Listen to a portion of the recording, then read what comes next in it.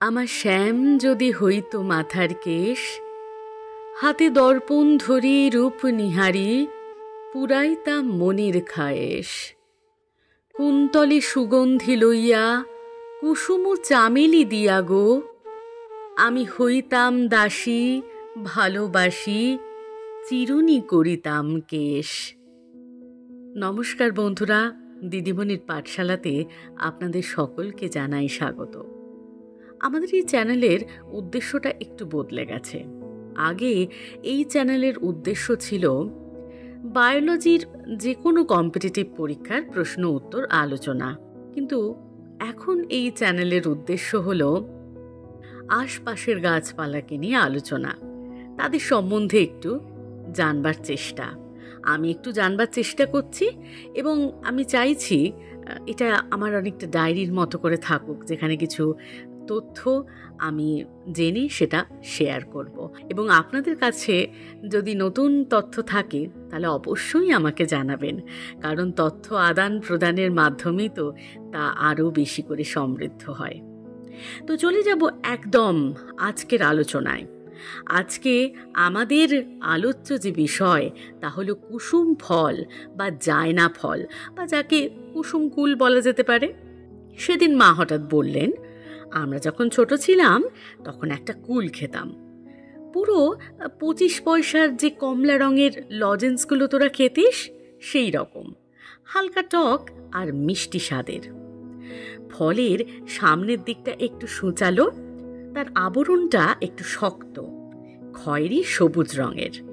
ছালটা ছাড়ালেই তার ভেতরে ঠিক ডিমের কুসুমের রঙের বা কমলা লেবুর রঙের ফলের শাঁসটা, তার ভেতরে একটা কি কখনো কখনো দুটো বীজ থাকতো। আহা, কি খেতে! এখন আর তেমন দেখতে পাই না। তো তারপর থেকে আমি ভাবলুম, এমন কি গাছ সত্যিকারে তো আমি দেখিনি কখনো। তো এই সময় হঠাৎ করে ছবি দেখে ফেললাম কুসুম গাছের, এবং সাথে সাথে গানও। বাঁকুড়া মেদিনীপুরের দিকে এই গাছ নজরে পড়লেও বাকি অঞ্চলে কিন্তু এ বিলুপ্তির পথে। একটু পাথুরে লাল মাটিতে এরা জন্মায়।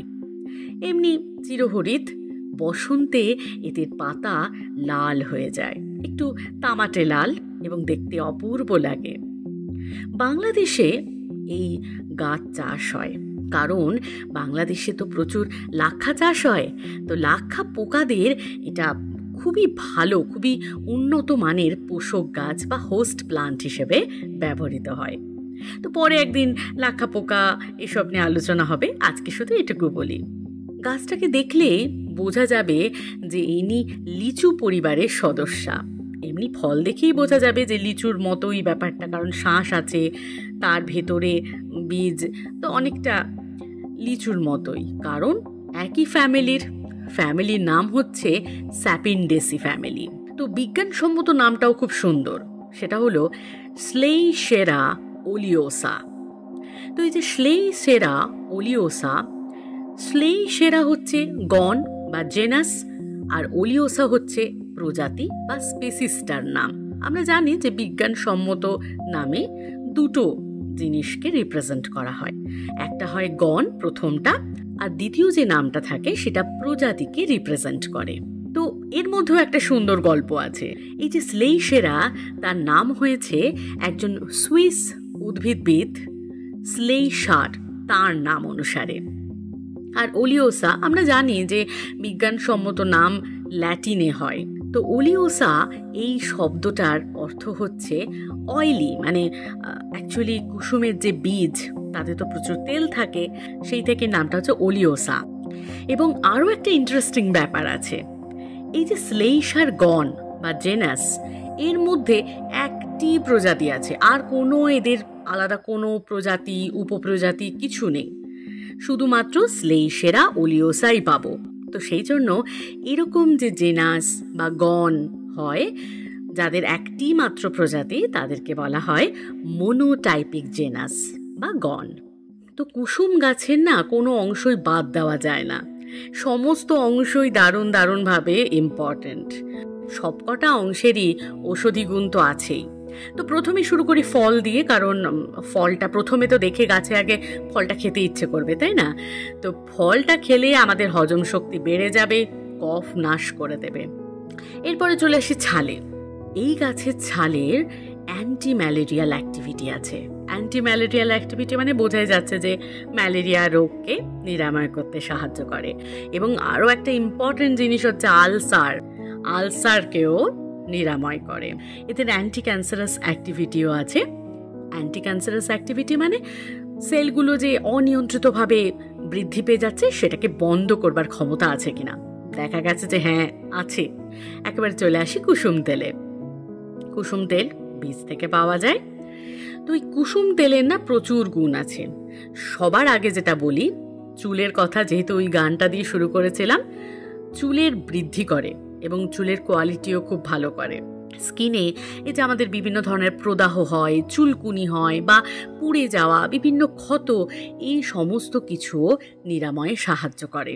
আরও একটা খুব ভালো ওষুধ, সেটা হচ্ছে বাতের ব্যথা থেকে রেহাই পাওয়ার জন্য কুসুম তেল দিয়ে মালিশ। এবং এটা কথায় আছে, মানে প্রচলিত কথায়, যে কুসুম তেল মেখে যদি মাঠে বৃষ্টিতে ভেজেও মাঠে কাজ করা হয় তাহলেও ঠান্ডা লাগে না। এবং শুধুমাত্র যে মানুষের দেহেই এদের বিশাল উপকারিতা তা নয়, গবাদি পশুদের দেহেও কিন্তু প্রচুর উপকারিতা আছে। প্রথমত আলসার থেকে তো নিরাময় করে, এবং ওদের দেহে যে পোকার লার্ভা আক্রমণ করে বা দেহে যে কোনো ক্ষত সৃষ্টি হয়, সেই সমস্ত নিরাময়ে কিন্তু কুসুমের ছাল, কুসুমের তেল ব্যবহৃত হয়।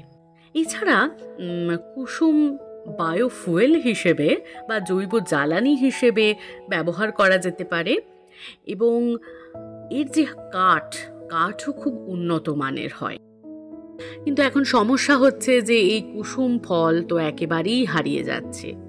তো আমাদের চেষ্টা করতে হবে অন্তত নিজেদের আগে স্বার্থের খাতিরে যে এত গুণ সম্পন্ন গাছগুলো যেন আমাদের অবজ্ঞার কারণে, আমাদের অজ্ঞানতার কারণে, আমাদের অবহেলার কারণে নীরবে এইভাবে যেন গাছগুলো হারিয়ে না যায়। আজকের জন্য এইটুকুই। পরের দিন কিন্তু অন্য একটা নতুন বন্ধুকে নিয়ে আলোচনা করব। আর ভিডিও ভালো লাগলে অবশ্যই লাইক, শেয়ার